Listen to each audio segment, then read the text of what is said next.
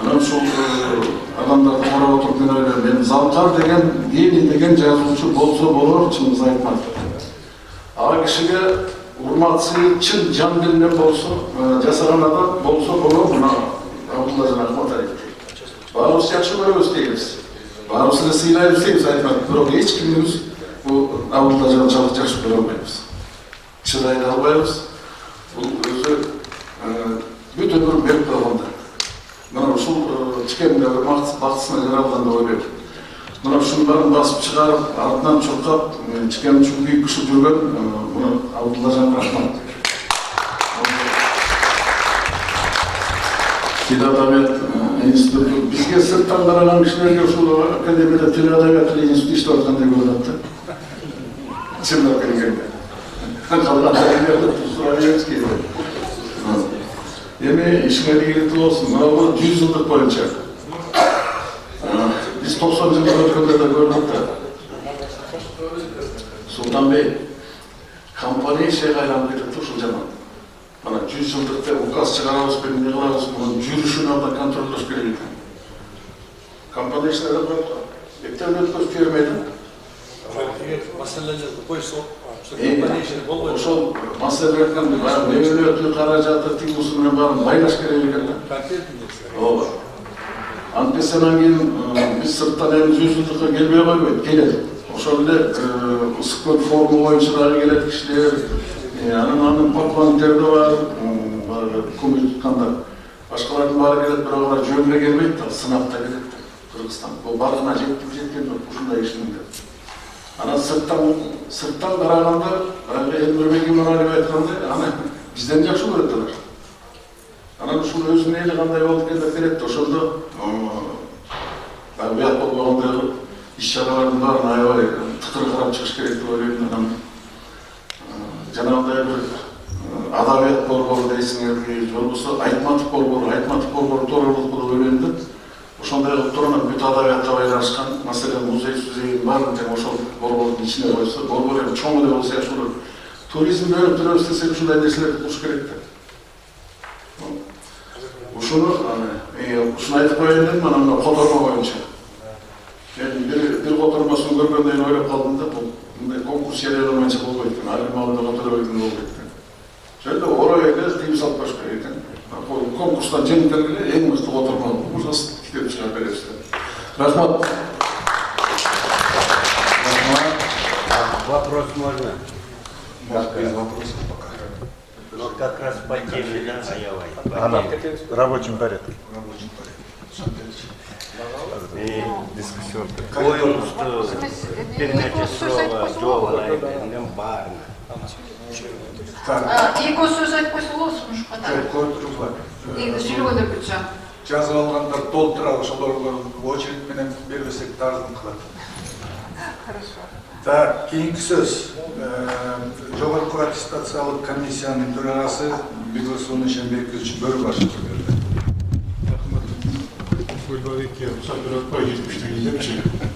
Ең біріншіден салмастан, коллегалар, бұл ең біріншіден şu кітептің бет ашары болғанда кітепті шығарғандарға, спонсор болып отырған сізге Монтович, Анжақ біле институтқа рахмат айтып қойылым. Мен kendi düşünmem gerektiğini. Екіншіден болса, біз баяғы рейде көп нәрсе айтылады, бірақ чакастырып болуштың жан дүниесі, адамдың ішкі дүниесін қоғамдың өзгөрүшүн, анан жаратылыштын коомдук адамга тийгизген таасири боюнча чыгармаларды жазган. Ошол үчүн бул кишинин еңбеги дайыма кайсы гана жерде болбосун, кайсы гана элде болбосун толук бааланып аткан ошол эле. Бирок менимче жетишпеген жагыбыз бар.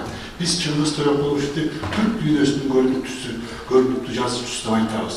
Туура түрк дүйнөсү. Бирок бул жетишсиз. Менимчечи, анткени қоғам адам болмысы бойынша арқандай цивилизация болған, арқандай өсіш өнігіш болған. Мысалы үшін, мұны елімде бұндай деген түшінік бар, көшмендердің цивилизациясы да қойды. Сол көшмен қоғамды қалыптандырған елдер деп қойды. Бұған жалғыз Түркияда емес, башқа елдерде керек. Азияда, Африкада, мұны осылардың көрінікті өкілі қатар айтсақ болды. Antkeni göçmünler daima bayağı başka sivilizasyon ayır olan daima yaratılışlar, halktan ayartık bilen, mamle kılgan yaratılıştın meyzamlarına baş eğilen, oşu bilen eri şarkak olup жасағанда, ошон үчүн ушул жагынан Чыңгыз Туракулович ушундай жогорку баага жетишкелек болду деп ойлойм.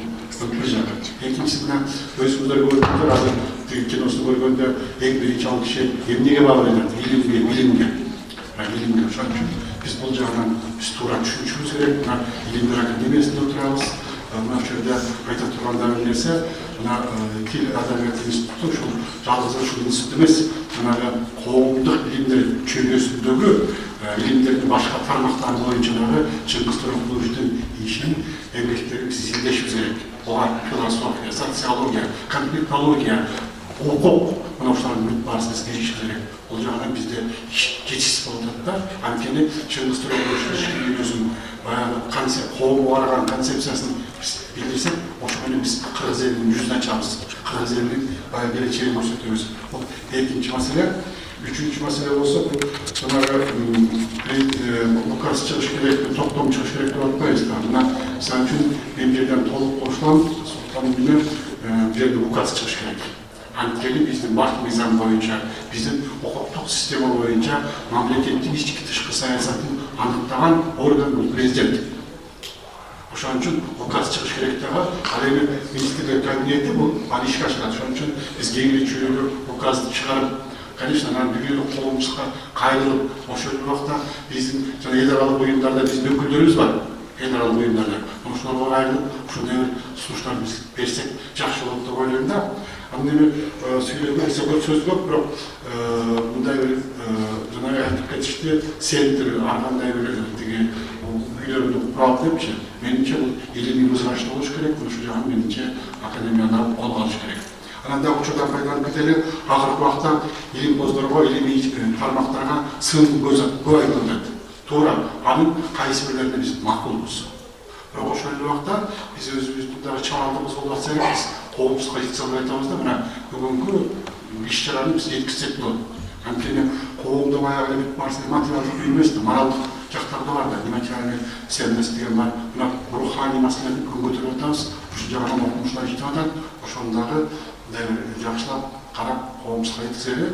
Айта турганда бул нерсе 30 майда тиги эменин Илимдер академиясы боюнча мыйзамдын долбоору жогорку кеңештен өттү.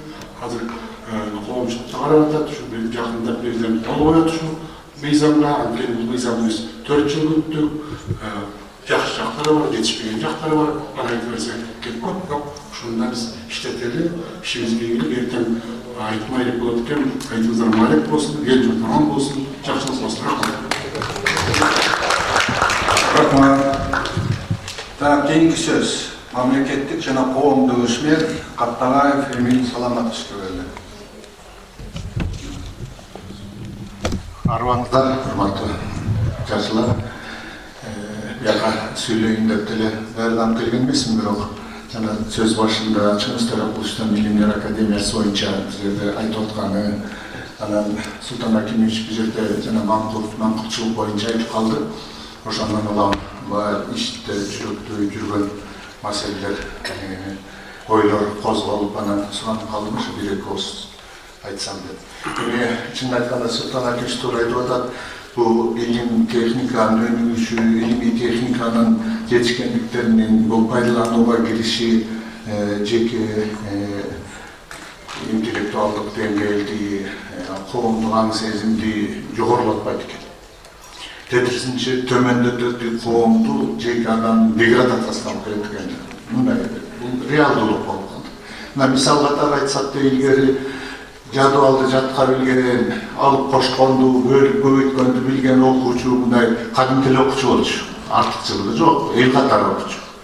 Азыр болсо жадыбалды жатка билген окуучу отличник. Кимден сураса калькулятор чыкканы, жадыбал жаттаган окуучу жок болду. Базарда 2 сомдон 50 штук бер десең калькулятор басат. Ой, 2 сом 100 сом болот десең, жок басып коеюнчу дейт. Ал ишенбейт, өзүнө да салат ишенет калькулятор. Калькулятордун пайда болушу менен деградация кетти. Анан эми телефон чыкты. Илгери bir 50-60 же 30-40 телефонду жатка билип кимге чала коюшту, мындай деле жөн-жөнөк киши болчу. Азыр 10 телефонду жатка билген киши, ой укмуш, эс тутум укмуш дейт, тоорабы? Бул дагы бул турмуш чындык экен да. Мына азыр жасалма интеллект келет деп аталат. Жасалма интеллект эми андан бетер деградация алып. Азыр эмне китеп окуш, энциклопедия, словарьлардан караш жок. Шарт телефон алат, Google'да басат. Мына монча жазып турбайбы дейт. Ал Google'да туура жазылып атабы, туура эмес жазылып атабы. Ал Google каяктан алып сага бере койду, аны эч кимдин иши жок. Анан мына Чыңгыз Төрөкулов жөнүндө айтып атабыз, эми китептер бүгүн окуучулардан сурасаңар, жөн эле. Чыңгыз Айтматов эмес, эч кимди окуган киши жок. Китеп окуган окуучу. Ошондон улам бир эле нерсе да бул интеллектуалдык, коомдук, жеке интеллектуалдык деңгээлди, коомдук аң сезимди өстүрүш, жеке аң сезимди өстүрүш бул илим билимдин өсүшү менен тикелей байланышы эмес. Буга өзүнчө саясат, өзүнчө иш аракет керек.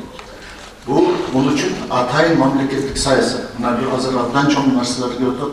Бул орто билим реформа боюнча, ал боюнча да талаш, түшүнүксүз суроолор көп. Бирок негизинен багыты туура болгон менен көп маселелер бар. Ошол реформа менен биротоло билим такыр жок болуп кетеби деген да нерселер бар.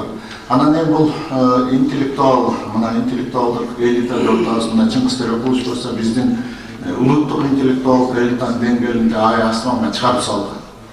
Эми интеллектуалдык элита же эл жакшылары дегенди, мындай алганда мына жерди айтабыз озон слою бар, озон катмары. Озон катмары үзүлүп кетти, жыртылып кетти, ал жыртылып калса жерде жашоо жок болот деп мына бүт дүйнөнүн окумуштуулары ызычууда. Бул эл жакшылары интеллектуалдык элита деле ошо улуттун озон слоюндай нерсе экен да. Интеллектуалдык элитанын деградациясы улуттун жок болушуна алып келет. Мына Чыңгыз Төрөкулов ошондой айтып атат. Мына Илимдер академиясы ошол жерде пайда болуп калды, анын жакшы бул биздин сыймыгыбыз. Эми анын дүйнөнүн тиякта мындай экен, биякта мындай экен деп жок кылбай, биз аны сакташыбыз керек, карашыбыз керек деп ойлойт. Бул абдан туура ой да, мына кийинки кезде көп эле окуп атпайбы, социал-тармакта көп эле жашайт. Академиянын кереги эмне? Илимдин кереги эмне? Тияктан Америка, Европа, бияктан Кытай баарын иликтеп, баарын билип, жасап, чыгарып койду. Эми биздин кыргыздын окуучулары эмнени кыйратмак эле деген ой пикир аябай кеңири тарап атат да. Ал кеп ошо Америка же Кытайлар чыгарганды жасай билгенде же ошондой деңгээлде илимий жетишкендикке ачылып же баягы бара калганда эмес. Кеп мына академия мен ошо жерде 10 жыл иштегем. Бул Кыргызстандагы жамандыр, жакшыдыр, илимий, техникалык же илимий багыттагы интеллигенциянын бир чордону мектеби болчу. Ошол жерден даярданып кандидат, доктор болгондор университетке барып иштешчү, башка тармактарга, чарбаларга, партиялык кызматтарга барып иштешчү. Ошол жерден калыптанган аң сезимин, ошол жерден калып калган деңгээлин ошол жакка алып кетчү. Эми академияны жиликтеп устукандап университетке бөлүп жибериш оңой эле, бүтүндү бүлдүрүш оңой эле. Бирок ушуну сактап, академиянын коомдогу бүгүнкү ордун, келечекте эртең бүрсүнкү ордун аныктап, өнүктүрүп кетиш менин оюмча бул бир топ аракетти, мамлекеттик деңгээлдеги саясатты талап кылат да. Азыр мыйзам кандай чыгат, эмне жаңылыктар кирет, бул баягы келечектин иши. Бирок менин жеке оюмда академия, Илимдер академиясы ушул илимий элитанын бир уюткусу катары кандай болгонун да калыш керек. Маңкурчулук, жанагы мен айтканда, илимий техниканын жетишкендиги, айрыкча мына азыр жасалма интеллекттин кириши, жана big data, чоң маалыматтар менен иштөө, бул жалпы каратаман элдин эле эмес. Азыр бүгүнкү эртеңки бүрсүнкү күндөрү мына биздин мамлекеттик аппараттындагы, коомдун жакшыларындагы, эл башчыларынын да деградациясына алып келиши мүмкүн. Мына ошондон биз кантип чыгабыз дегенде мен мына Чыңгыз Төрөкуловдун чыгармаларына баары кайрылабыз.